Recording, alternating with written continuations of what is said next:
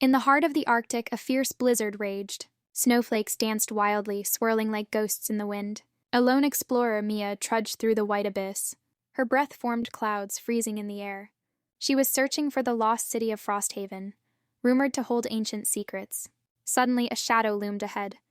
Heart racing, she approached cautiously. It was a massive ice sculpture, glistening under the pale sun. Intrigued, she touched it. A hidden door creaked open, revealing a warm glow inside. Mia stepped in, leaving the storm behind. Adventure awaited, and she was ready to uncover the mysteries of Frosthaven,